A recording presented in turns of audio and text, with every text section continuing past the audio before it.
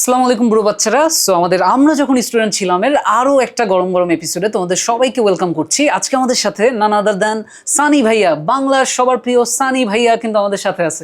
Hello hello Sunny ভাইয়া, কেমন আছো? আলহামদুলিল্লাহ ভালো আছি ভাই, আপনি কেমন আছেন? আলহামদুলিল্লাহ। এখন আমরা আসলে একটু আজকে গল্প গুজব করার জন্য বসলাম। গল্প গুজবের বিষয়বস্তু হচ্ছে আমাদের যে স্টুডেন্টরা, তাদের সামনে হচ্ছে এসএসসি পরীক্ষা, এসএসসি 26।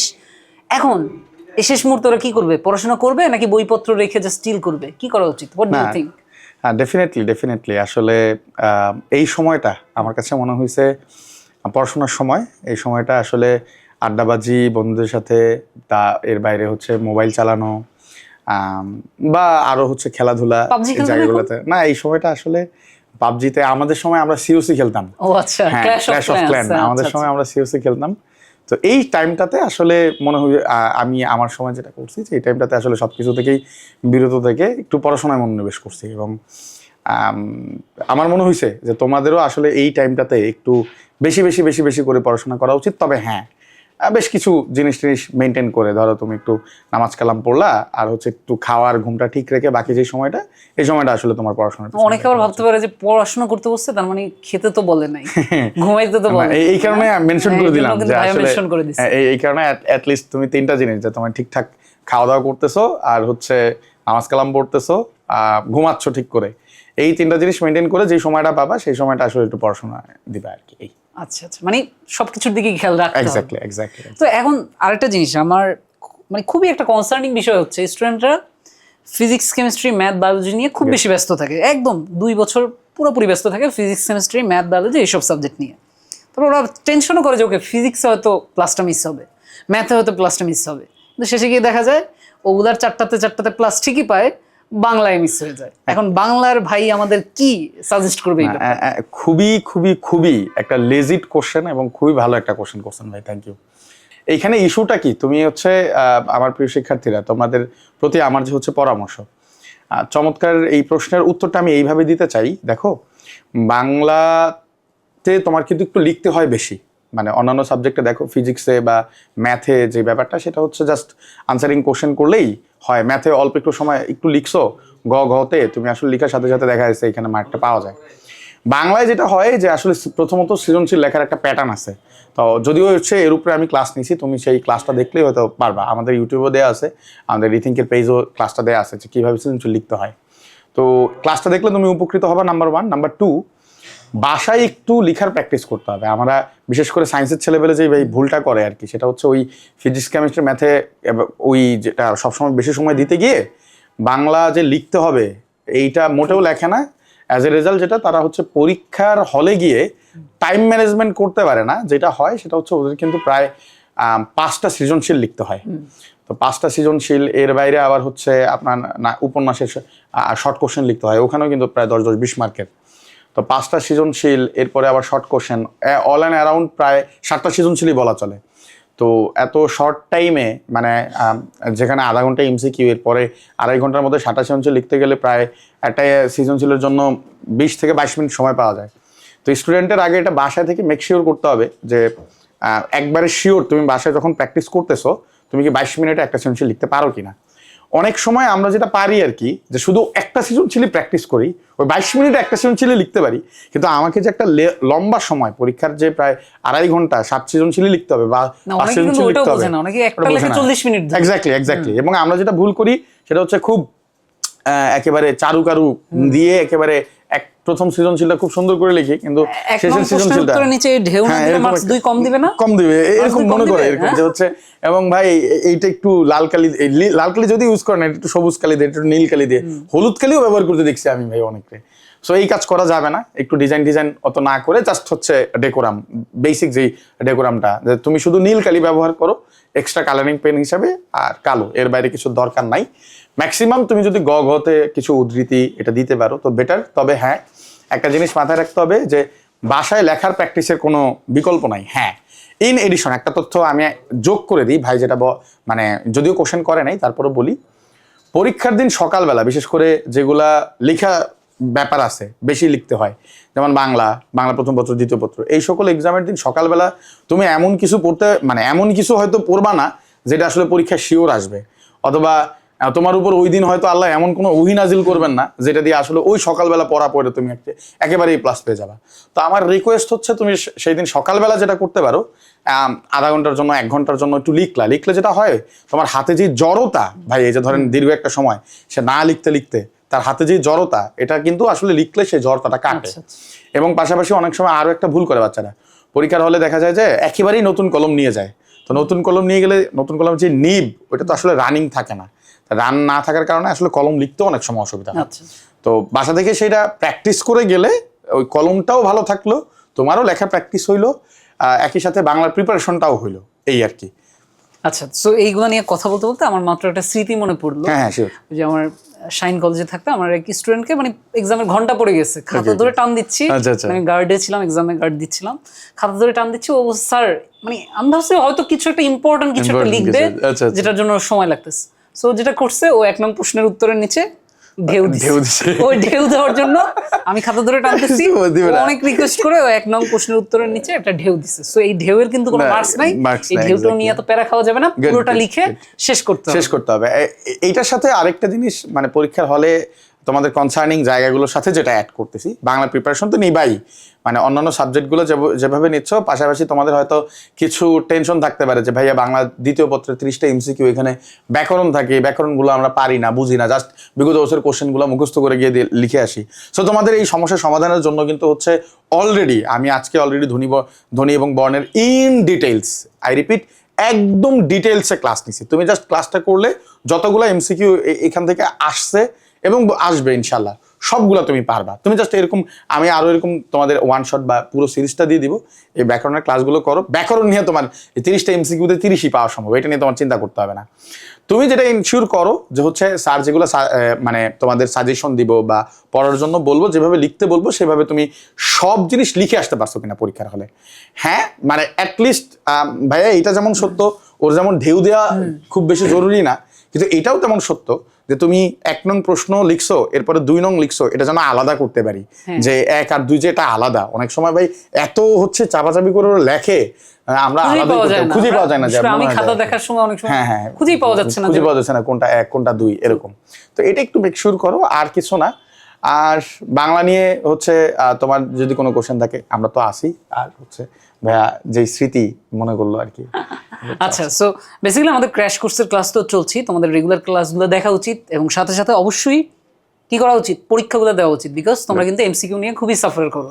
সিকিউতে হয়তো লিখে টিখে শেষ করো, অনেকের বেলায় দেখা যায় এমসিকিউতে তোমরা সবগুলো কোয়েশ্চেন দেখেও শেষ করতে পারো না, আবার দেখা যায় কিছু কোয়েশ্চেন বাকি থেকে যায়। সো রেগুলার এমসিকিউ এক্সামগুলো যদি তুমি দিতে থাকো, তোমার কিন্তু এই জড়তাটা কেটে যাবে, জড়তাটা কেটে যাবে। সো ভালো একটা ডিসকাশন হলো আমাদের আসলে। এখন আরেকটা জিনিস সানি তোমার কাছে জানতে চাই, সেটা হচ্ছে ওরা যে এখন এসএসসি দিচ্ছে, এসএসসি দেওয়ার পরে তো ওরা কি করবে, জাস্ট চিল করবে, নাকি পরে ভালো মানে ভালো একটা কলেজেরও গুরুত্ব আছে কিনা, মানে ভালো একটা কলেজে পড়তে হলে তো আবার একটা ভালো একটা রেজাল্ট লাগবে এসএসসিতে। সো সেটা মাথায় রেখেই ওদের এসএসসিতে মার্কসটা কিরকম কি রাখা উচিত, এই ব্যাপারে তুমি কি সাজেস্ট করো? একদম আরো একটা টু দি পয়েন্টে কোশ্চেন আসছে, সেটা হচ্ছে অ্যাকচুয়ালি আমরা এখানে যে মিস্টেকগুলো করি, মানে ধরো তোমরা এখন আমাদের সাথে যে আছো, অনেকে এখনো এসএসসির জন্যই সিরিয়াস না, তোমাদের একটু জানাই, যদি বেঁচে থাকো পৃথিবীতে, হ্যাঁ তাইলে অ্যাকচুয়ালি ভাই তোমাকে কিন্তু মানে গ্র্যাজুয়েশন বা উচ্চশিক্ষার জন্য পড়তে হবে। এটা এখানে পড়ো, বিদেশে পড়ো, যেখানেই পড়ো তোমার পড়তে হবে। দ্যাটস মিন প্রথমত আসলে তোমাকে একটা ভালো এসএসসি রেজাল্ট করতে হবে, নাম্বার 1। নাম্বার 2, এরপরে ভালো একটা কলেজে অ্যাডমিশন নেওয়া।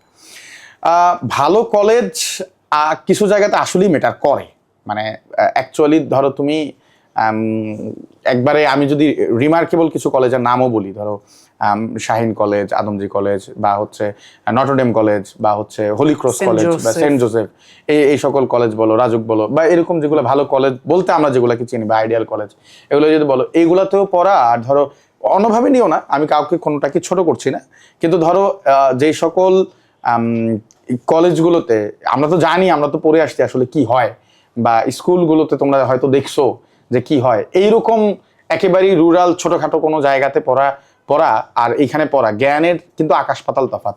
অ্যাকচুয়ালি তোমরা যারা আমাদের সাথে একটু যুক্ত আছো, ধরো একটু গ্রামের দিকে, ভিতরের দিকে, তোমরা অনেকেই ভাবো যে হচ্ছে যারা ঢাকা শহরে তারা একটু অ্যাডভান্সের কারণগুলো কি? কারণ হচ্ছে তারা ওই রকম পরিবেশ পায়, ওই রকম জায়গাগুলো পায়।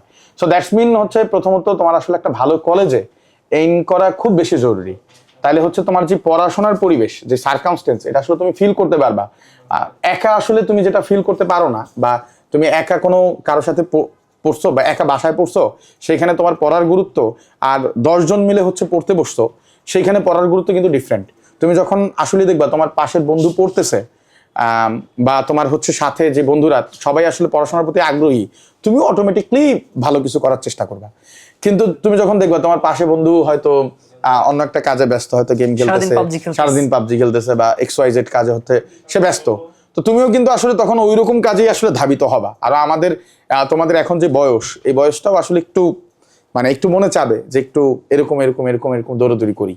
তো এই কারণে তোমাদের প্রতি রিকোয়েস্ট, একটা জিনিস মাথায় রাখো এখন, যে ভালো একটা রেজাল্ট করতে হবে এসএসসিতে, এবং ভালো একটা কলেজে পড়তে হবে।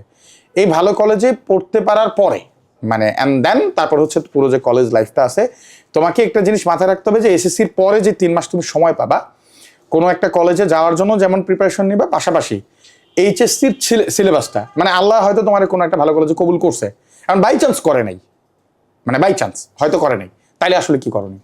তাইলে আসলে শুরু থেকেই তোমার একটা টার্গেট সেট করা দরকার, যে আমি যদি বাইচা থাকি তাহলে এইচএসসির পরে আসলে কোথায় আমি যাব।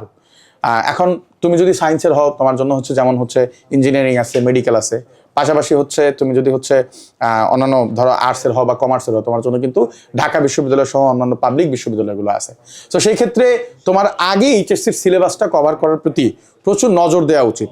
এবং এই কারণে কিন্তু ভাই আমরা অলরেডি কিন্তু বাচ্চাদের এইচএসসির যে হচ্ছে টার্গেট, মানে ওইটাও কিন্তু আমরা হচ্ছে শুরু করতে যাচ্ছি আমাদের এই বাচ্চাদের নিয়েই, এই এসএসসির যে বাচ্চারা আছে তাদের নিয়েই হচ্ছে আমরা সামনের দিকে আগাবো। সো তোমার কিন্তু ওই 3 মাস প্রথমত কলেজের জন্য, কলেজ অ্যাডমিশনের জন্য একটু প্রিপারেশন নাও, অ্যান্ড দেন তোমার কলেজ অ্যাডমিশন প্রিপারেশনটা নেওয়া হয়ে গেলে এইচএসসি পড়াশোনার জন্য একটু মনোযোগী হও। এই আচ্ছা, আরেকটা কোয়েশ্চেন, খুবই ইম্পর্টেন্ট একটা কোয়েশ্চেন আমার মাথায় আসলো, সেটা হচ্ছে আমরা যেহেতু এর আগের এপিসোডগুলোতেও আমরা বেশিরভাগই সায়েন্সের স্টুডেন্ট নিয়েই কথা বলছি, এখন অনেকের ধারণা যে ওকে আমি তো আর্টস কমার্সে পড়ি, আমার বেশি পড়াশোনা না করলেও চলবে, আমার ক্যারিয়ার কিছুই করার নাই। এই ক্ষেত্রে এদের তুমি কি বলবা যে আসলেই ভালো ক্যারিয়ার আছে কি নাই? সানি, মানে ওই যে বললাম ভাই বরাবরই খুব সুন্দর প্রশ্ন করে আর কি। তারপরও বাংলাদেশে বা পৃথিবীর ইতিহাসে আমার ধারণা আর কি, যে শুধু হচ্ছে ডাক্তার আর ইঞ্জিনিয়ার এরাই বসবাস করে, এর বাইরে তো কেউ বসবাস করে না, তাই না? আমরা তো পৃথিবীতে মানুষ নেই। মানে ডাক্তার আর ইঞ্জিনিয়ার এই স্পেশালিস্ট প্রফেশন বাদে এমন কোনো জায়গা নাই যেখানে আসলে আর্টসের ছেলেপেলে বা কমার্সের ছেলেপেলে যেতে পারবে না। প্রত্যেকটা জায়গায় হচ্ছে যাওয়া সম্ভব। আমার একটা বড় ভাইয়ের কথা বলি, তার প্যাশন ছিল ডিফারেন্ট, মানে তার প্যাশনে ছিল এরকম যে ছোটবেলা থেকেই যে অর্থ ব্যবস্থা বা এগুলো নিয়ে হচ্ছে তিনি একটু কাজ করবেন, বা বাংলাদেশের ব্যাংকিং সিস্টেম নিয়ে কাজ করবেন। তো ডিফারেন্ট ইস্যু যেটা হিট করছে সেটা হচ্ছে তিনি ছোটবেলায় পড়ছেন মাদ্রাসায়, বুঝছেন ভাইয়া, দাখিল পর্যন্ত মানে ক্লাস 10 পর্যন্ত তোমাদের মতো হচ্ছে মাদ্রাসায় পড়ছে। এরপরে কলেজে পড়ছে মানবিক নিয়ে, আর্টসে পড়ছে, অ্যান্ড দেন ঢাকা বিশ্ববিদ্যালয়ে সে পড়ছে আরবি ডিপার্টমেন্ট নিয়ে, এবং এখন সে হচ্ছে ব্যাংকে জব করতেছে। সো এবং সে কিন্তু সবচেয়ে কম সময়ে, এবং তিনি নিজেও হচ্ছে দ্রুতলোন নামে একটা হচ্ছে ক্ষুদ্র ব্যাংক, এটা কিন্তু হচ্ছে তিনি তার নিজের প্রতিষ্ঠান করা, মাইক্রো ফাইন্যান্সিয়াল যে ব্যাপারগুলো আইডিয়াগুলো ওখানে জেনারেট করা, মানুষের উপকারে আসা, এবং এগুলো কিভাবে ফাংশন করে তিনি এগুলো নিয়ে বেশ কাজ করে। অর্থাৎ বলা যায় যে কয়েকদিন পরে হয়তো আমরা তার গবেষণাপত্র হচ্ছে দেখতে পারি। তো এইটা আমার কাছে মনে হয়েছে একটা সিগনিফিকেন্ট ব্যাপার, যে আমাদের যারা আর্টসের ছেলেপেলে আছে ওরা নিজেরাও মনে করে, বা তোমরা হয়তো অনেকে মনে করো যে হচ্ছে আমার মনে হয়তো পড়া লাগে না বা অত করা লাগে না, এটা ভুল কথা। অ্যাকচুয়ালি আমার মতে আসলে আরো বড় স্পেশালিস্ট হওয়ার সুযোগ থাকে এই আর্টসের সাবজেক্টগুলো পড়ে। আবার বাংলাদেশে যেমন সবাই একটা বিশেষ ক্যারিয়ার নিয়ে একটা ক্রেজ আছে, যে সবাই অ্যাডমিন ক্যারিয়ার হতে চায়, ফরেন ক্যারিয়ার হতে চায়, এগুলোতে কিন্তু তোমার দেখবে না যে তুমি ইঞ্জিনিয়ার না ডক্টর, এটা কিন্তু সবার জন্য একটা লেভেল প্লে। এক্স্যাক্টলি এই ক্ষেত্রে কিন্তু তোমার নিজেকে প্রমাণ করার সুযোগ আছে।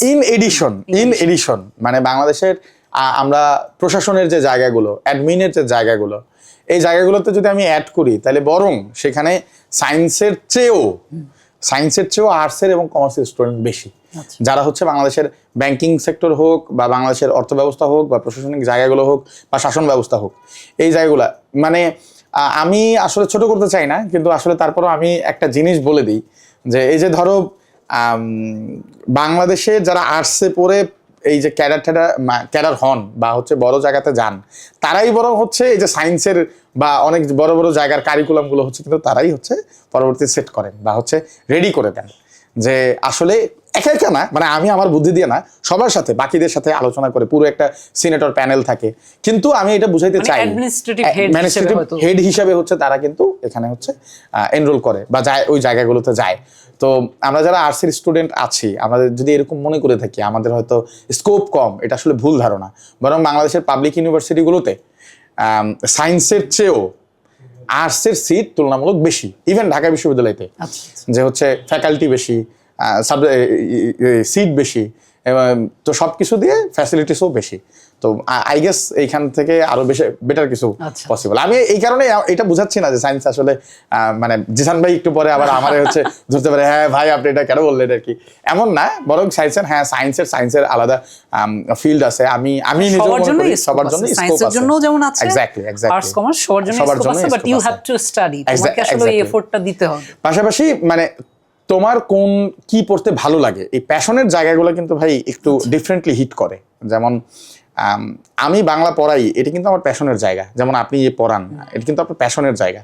সো স্টুডেন্ট যদি মনে করে যে হচ্ছে আমি স্পেসিফিক কোনো একটা রাস্তায়, স্পেসিফিক কোনো একটা জায়গায়, এটা সায়েন্স হতে হবে, কমার্স হতে হবে বা আর্টস হতে হবে, এরকম না।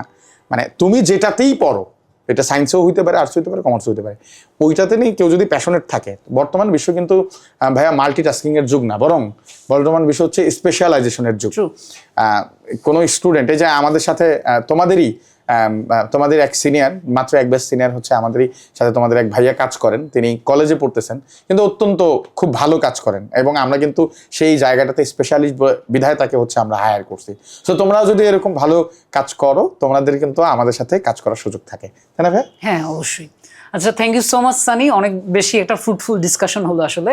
সো আবারও দেখা হবে আমরা যখন স্টুডেন্ট ছিলাম, এটা নতুন কোনো এপিসোডে অন্য কোনো ভাইয়ার সাথে। সে পর্যন্ত সবাই ভালো থাকো, সুস্থ থাকো। আল্লাহ হাফেজ, আসসালামু আলাইকুম। আসসালামু আলাইকুম, ধন্যবাদ সবাইকে।